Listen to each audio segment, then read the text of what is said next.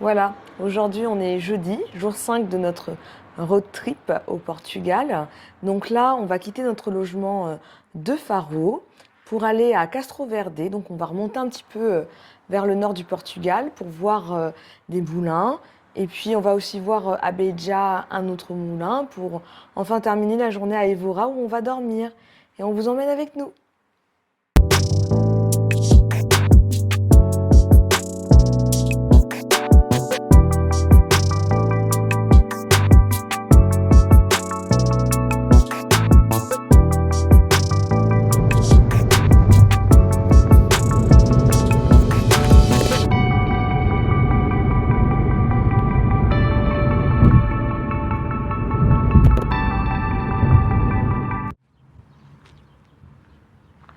Ici, dans les plaines balayées par le vent du sud du Portugal, les moulins à vent ont marqué l'histoire.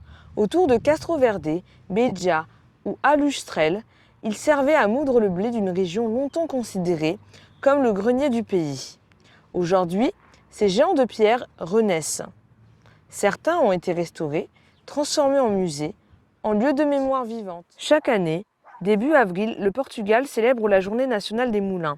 Plus de 200 moulins ouvrent leurs portes au public, font revivre le geste du meunier et rappellent l'ingéniosité de nos campagnes. Du passé agricole à la valorisation patrimoniale, les moulins portugais n'ont pas fini de tourner.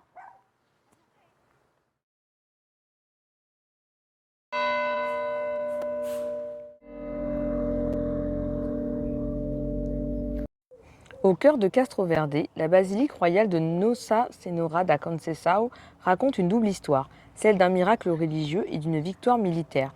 Édifiée dans sa forme actuelle au XVIIIe siècle, elle commémore la bataille d'Ourique, où le roi Afonso Henriques aurait triomphé des morts en 1139 avec l'aide divine selon la légende. C'est ce moment fondateur qui fait de la Vierge Marie, sous le nom de Nossa Senhora da Conceição, la patronne du Portugal. Classée monument national, cette église baroque fascine aussi par ses magnifiques azulejos, retraçant en bleu et blanc les épisodes de la bataille.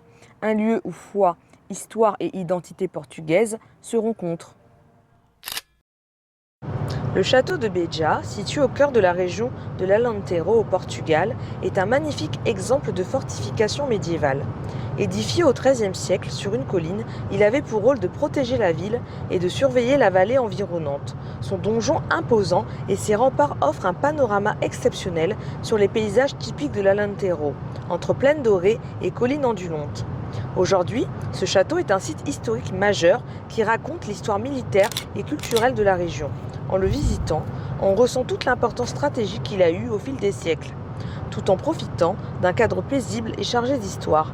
Un passage obligé pour les passionnés de patrimoine et de beaux panoramas.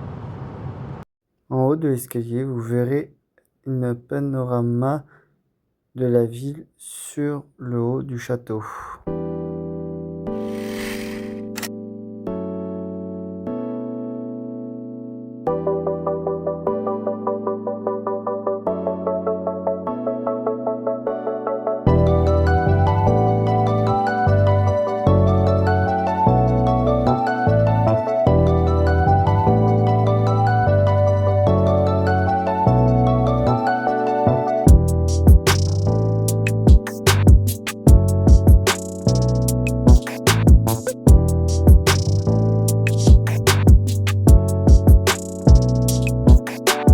Ce soir qui se termine pour nous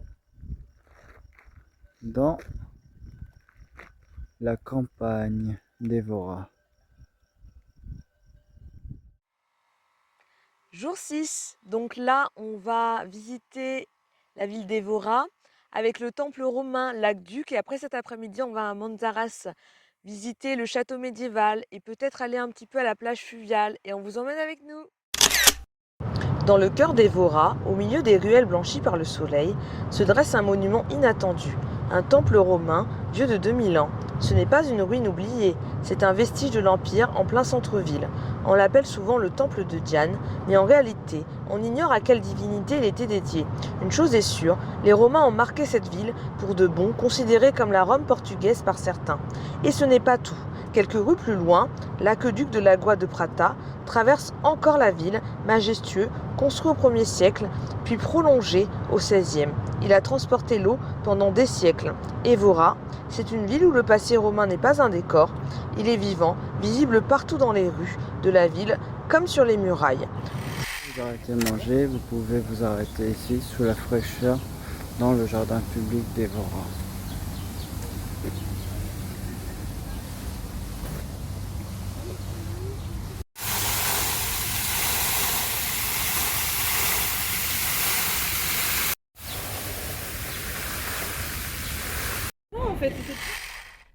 Sur la route de Monsaraz, on peut observer un très beau monument dédié aux pompiers.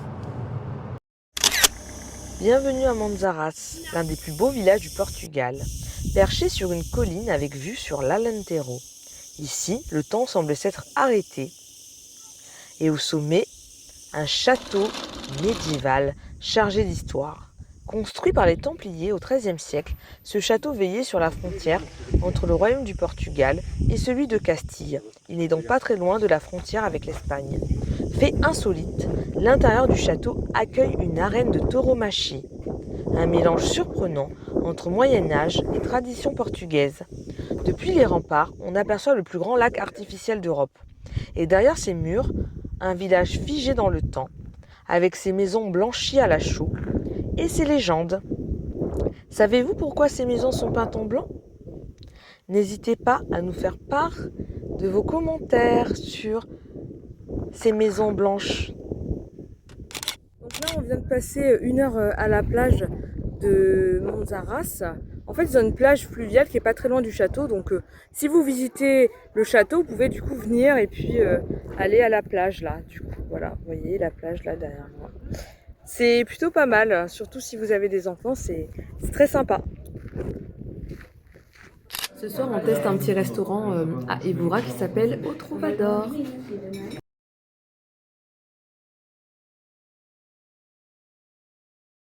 Fin de la semaine dans le sud et le centre du Portugal.